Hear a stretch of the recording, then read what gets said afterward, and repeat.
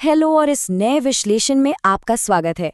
आज हम एक बहुत ही शानदार सच में एक कमाल की कहानी पर बात करने वाले हैं, जिसे the metaphor of the three kitchens या तीन रसोइयों का रूपक कहा जाता है। अब आप सोचेंगे कि भाई रसोई पर कैसी कहानी, क्या एक रसोई सिर्फ खाना पकाने की जगह होती है? तो जवाब है बिल्कुल नहीं। आज आप देखेंगे कि कैसे हमारी रसोई हमारे जीवन के फैसलों का सीधा सीधा आईना होती है। तो एक बहुत ही दिलचस्प सवाल से शुरू करते हैं। क्या कोई इंसान अपने किचन को कैसे संभालता है, सिर्फ ये देखकर आप उसके पूरे भविष्य की भविष्यवाणी कर सकते हैं? सुनने में थोड़ा अजीब लग सकता है, लेकिन ये पूरी कहानी एक बेहतरीन सोशल एक्सपेरिमेंट की तरह काम करती है। ये हमें सोचने पर मजबूर कर देती है कि क्या सच में एक घर की रसोई उस परिवार की सफलता या बर्बादी तय कर सकती है। चलिए इसे थोड़ा और गहराई से समझते हैं। देखिए, जब हम इस कहानी में रसोई की बात करते हैं ना, तो उसका मतलब सिर्फ उन चार दीवारों वाले कमरे से नहीं है जहां खाना पकता है। बिल्कुल नहीं। यहाँ रसोई असल में हमारे जीवन के चुनावों का एक छोटा रूप है। ये किसी भी इंसान की रोजमर्रा की आदतों, उसके पास कितने संसाधन हैं, उसकी आर्थिक स्थिति कैसी है, और सबसे बड़ी बात, अपने परिवार के प्रति उसका कितना गहरा समर्पण है, इन सबको दर्शाती है। और यही बात इस कहानी की तीन अलग अलग महिलाओं के असली चरित्र को समझने की चाबी है। तो चलिए भाग 1 की तरफ बढ़ते हैं। तीन रसोई, तीन जिंदगियां। अब इस कहानी में तीन बहुत ही अलग अलग तरह की महिलाएं हैं और उनके बीच का अंतर देखकर आप सच में हैरान रह जाएंगे। पहली है शिल्पा। इनके पास एक बहुत ही शानदार एसी वाला मॉड्यूलर किचन है। इनका सारा खाना पैकेट बंद और इम्पोर्टेड होता है। मतलब इनका जीवन पूरी तरह से दौलत और स्टेटस पर टिका है। दूसरी है नेहा। नेहा का किचन बहुत गर्म है, वहां एक पंखा तक नहीं है, लेकिन वो अपने खाने में खुद की उगाई हुई फ्रेश ऑर्गेनिक सब्जियों का इस्तेमाल करती हैं। उनकी फिलॉसफी बहुत साफ है, कड़ी मेहनत। और तीसरी है दीपाली। इनका किचन बड़ा ही उम्मस भरा है और ये मोहतरमा अक्सर बासी खाने या पड़ोसियों से मांग जांच कर अपना काम चलाती हैं। इनका जीवन पूरी तरह से आलस और लापरवाही से भरा हुआ है। अगर आप शिल्पा और नेहा के जीने के तरीके को देखें तो मतलब जमीन आसमान का फर्क है। एक तरफ शिल्पा हैं जो पूरी तरह से पैसों पर निर्भर हैं। उनकी दुनिया एवोकाडो टोस्ट, महंगे डिटॉक्स जूस और प्राइवेट शेफ्स के इर्द गिर्द घूमती हैं। वो मेहनत से बचने के लिए बस पैसा फेंकना जानती हैं। वहीं दूसरी तरफ नेहा का क्या ही कहना, उनकी अद्भुत जुगाड़ और साधन संपन्नता सच में काबिले तारीफ है। भयंकर गर्मी और पैसों की तंगी के बावजूद नेहा ने खाली प्लास्टिक की बोतलों और डिब्बों में एक हरा भरा गार्डन उगा रखा है। ये साफ दिखाता है कि कमी के बावजूद भी इंसान की रचनात्मकता कैसे खिल सकती है। और नेहा की इसी मेहनत से एक बहुत ही खूबसूरत बात निकल कर आती है। वो कहती हैं कि अपने हाथों से उगाई गई सब्जी खाने का मज़ा ही कुछ और है ना? आप भी इस बात से सहमत होंगे। नेहा की ये कड़ी मेहनत न केवल उनके परिवार को स्वादिष्ट और ताज़ा खाना देती है, बल्कि एक ज़बरदस्त गर्व का एहसास भी कराती है। ये बात साबित करती है कि अगर आप में सच्चा समर्पण है, तो आधुनिक सुख सुविधाओं की कमी कोई मायने नहीं रखती। अब आते हैं भाग 2 पर, गर्मियों की भयंकर परीक्षा।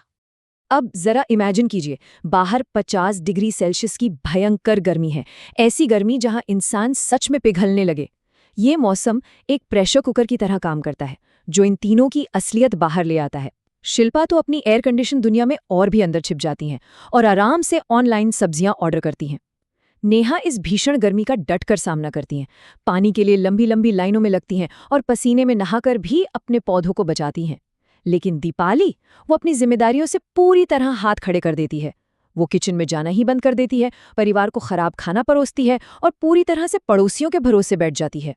और दीपाली की इस लापरवाही की हद तो तब हो जाती है, मतलब कोई ऐसा कैसे कर सकता है, जब घर पर मेहमान आते हैं तो वो उन्हें फ्रिज में रखी कई दिन पुरानी कड़वी चाय गर्म करके दे देती है। जरा सोचिए, मेहमानों को पुरानी कड़वी चाय पिलाना, ये सिर्फ आलस नहीं है, ये एक टूटते हुए घर का और परिवार की इज्जत के प्रति घोर अपमान का सबसे बड़ा सबूत है। ये दिखाता है कि अंदर ही अंदर वो घर कितना खोखला हो चुका है। यहीं से शुरू होता है हमारा भाग 3, उदासीनता यानी लापरवाही की कीमत। ये देखना सच में हैरान करने वाला है कि कैसे सब कुछ ताश के पत्तों की तरह बिखरने लगता है। शुरुआत होती है सालों तक घर की जिम्मेदारियों से भागने से। फिर कुछ ही महीनों के अंदर उनके पति आयुष को जुए की भयानक लत लग जाती है। फिर वो मनहूस दिन आता है जब जुए का कर्ज चुकाने के लिए उनका अपना घर नीलाम हो जाता है। और देखते ही देखते कुछ ही घंटों में दीपाली को उसी घर से बेघर होने और भयंकर सार्वजनिक अपमान का सामना करना पड़ता है। किचन की वो लापरवाही असल में पूरी जिंदगी की लापरवाही का आईना बन चुकी थी।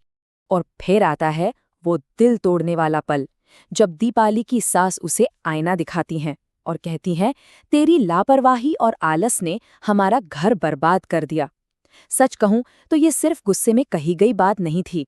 ये इस बात की कड़वी सच्चाई थी कि जब घर की नींव रखने वाला इंसान ही घर की परवाह करना छोड़ दे तो पूरी इमारत का गिरना तय है। अब दीपाली के पास कुछ नहीं बचा है, सब कुछ खत्म। सार्वजनिक अपमान और गहरे सदमे से घिरी दीपाली एक पुल की रेलिंग पर जा खड़ी होती है। उसे लगता है कि अब जिंदगी खत्म हो चुकी है और नीचे कूदकर जान देना ही इकलौता रास्ता है। ये सच में इस बात का सबसे खौफनाक उदाहरण है कि कैसे छोटी छोटी लापरवाहियां इंसान को एक दिन बर्बादी की इस कगार पर लाकर खड़ा कर सकती हैं। लेकिन रुकिए, कहानी यहाँ खत्म नहीं होती। यहीं पर एक बहुत ही पावरफुल ट्विस्ट आता है। शिल्पा और नेहा, जो वैसे तो हमेशा एक दूसरे पर ताने कसती रहती थीं, वो ऐन मौके पर वहां पहुंच जाती हैं और दीपाली को बचा लेती हैं। वे उससे कहती हैं, जिंदगी खत्म करना कोई हल नहीं है, हम एक टीम हैं। ये सच में एक शानदार उदाहरण है कि कैसे एक गहरा संकट हमारे छोटे-मोटे मतभेदों को मिटाकर हमारे अंदर की सच्ची इंसानियत को बाहर ले आता है।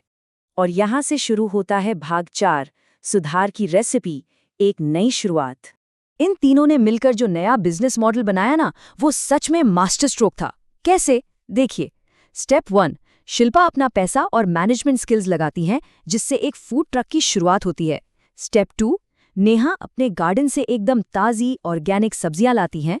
और स्टेप 3, दीपाली, जो कभी महाआलसी हुआ करती थी, अब कड़ी मेहनत, लगन और खाना पकाने की पूरी जिम्मेदारी अपने कंधों पर ले लेती है। अपने अपने अनोखे टैलेंट को मिलाकर वे घर जैसा स्वाद नाम का ये शानदार काम शुरू करती हैं। ये ट्रांसफॉर्मेशन देखिए, कितना कमाल का है। जहां पहले 3 अलग-अलग बिखरी हुई रसोइयां थीं, जो किसी न किसी वजह से अधूरी और कमजोर थीं, वहीं अब एक एकजुट, शानदार फूड ट्रक है, जो कुशल है और बेहद सफल है। इस पूरी प्रक्रिया में जो शिल्पा कभी काम नहीं करती थी, वो शारीरिक मेहनत करना सीख जाती है। नेहा को उसकी किसानी का सही दाम मिलने लगता है और सबसे खास बात, दीपाली को आखिरकार अपनी जिंदगी का एक सही मकसद मिल जाता है। तो चलिए अब इस कहानी के अंतिम हिस्से भाग 5 पर चलते हैं, एकता की शक्ति। इस पूरी कहानी में इस 3 नंबर का बहुत गहरा मतलब है। ये हमें बताता है कि एक परफेक्ट और टिकाऊ सफलता के लिए 3 बिल्कुल अलग-अलग चीजों का बैलेंस होना कितना जरूरी था। दौलत और मैनेजमेंट, लगातार की जाने वाली कड़ी मेहनत और सुधार के साथ किया गया श्रम। जब ये तीनों ताकतें एक साथ मिली, तभी जाकर एक अजेय टीम बन पाई। और जब ये तीनों चीजें मिली तो नतीजे वो सच में जादुई थे। उनका ये फूड ट्रक पूरे इलाके में जबरदस्त हिट हो जाता है। और पता है सबसे अच्छी बात क्या हुई? शिल्पा और नेहा अपनी सच्ची दोस्ती दिखाते हुए शुरुआत का सारा मुनाफा दीपाली को दे देती हैं, ताकि वो फिर से खड़ी हो सके। इस सब से प्रेरित होकर दीपाली का पति आयुष भी सुधर जाता है और मेहनत करना शुरू कर देता है। और आखिरकार कई महीनों की कड़ी मेहनत के बाद ये परिवार अपना नीलाम हुआ घर वापस खरीदने में सफल हो जाता है ना कमाल की बात? कहानी का जो सबसे इमोशनल पॉइंट है ना, वो इस एक लाइन में छिपा है। अब 3 अलग-अलग रसोई नहीं, बल्कि एक है। ये वो पल था जब इन तीनों महिलाओं को सच में समझ आया कि अब वो सिर्फ एक दूसरे को जज करने वाली पड़ोसी नहीं रह गई थी, वो एक एकजुट, मजबूत ताकत बन चुकी थी। उन्होंने अपने सारे मतभेदों को अपनी सबसे बड़ी ताकत में बदल दिया था। तो इस विश्लेषण के अंत में एक बहुत ही गहरा सवाल जो मैं आप सभी के लिए छोड़ना चाहता हूं, जब हालात सच में मुश्किल हो जाएं, तो कौन सी रसोई सबसे सही साबित होती है? क्या वो जो सिर्फ दौलत से बनाई गई है? क्या वो जो केवल कड़ी मेहनत पर टिकी है? या फिर वो जो एक दूसरे के सहयोग और एकजुटता से बनी है? सच्ची सफलता शायद किसी एक चीज में नहीं, बल्कि इन सब के सही तालमेल में है। आज के इस विश्लेषण में हमारे साथ जुड़ने के लिए आपका बहुत बहुत धन्यवाद। सीखते रहिए और आगे बढ़ते रहिए।